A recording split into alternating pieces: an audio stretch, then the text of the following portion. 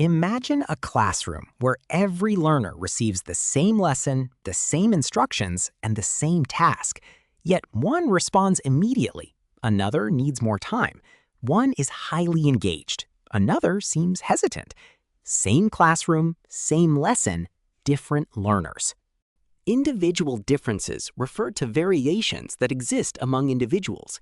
In education, these differences appear across many psychological characteristics, including intelligence, personality, motivation, interests, values, and self-concept.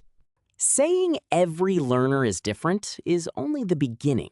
The more useful question for a teacher is, different in what way?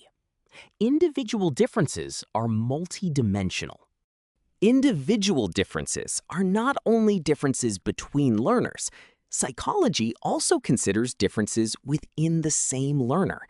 This gives us two important ideas: inter-individual differences and intra-individual differences. Between learners means variation across people. One learner answers a question quickly and confidently. Another pauses, thinks carefully, and then gives a considered response. Same question, different responses. Within the same learner means variation inside one person.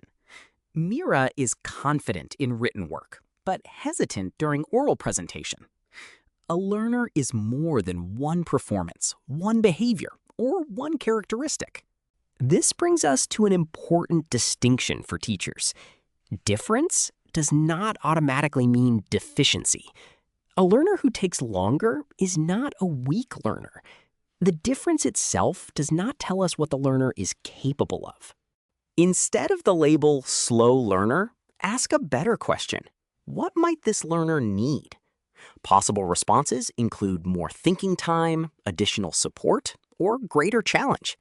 This shifts teaching from judging to understanding. Understanding individual differences is not about putting learners into fixed categories. Weak, not motivated, low ability. These labels should be replaced by careful observation and evidence. A teacher can gather evidence by asking 4 questions. What does the learner already know? What interests the learner? What motivates the learner? And what does the learner find challenging? So, what does this mean for teaching? Recognizing individual differences does not mean creating a completely different lesson for every learner. It means being responsive. The learning goal can remain common, while the support can vary. The aim is not to teach every learner identically. The aim is to provide appropriate opportunities for learners to reach meaningful learning goals. Same learning goal does not mean identical support.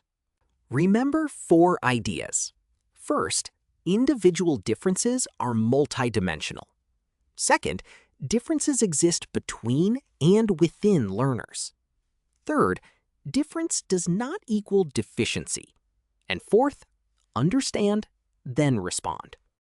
The next time you look across your classroom, choose one learner who is responding differently from others. Notice the difference. Do not immediately ask, what is wrong?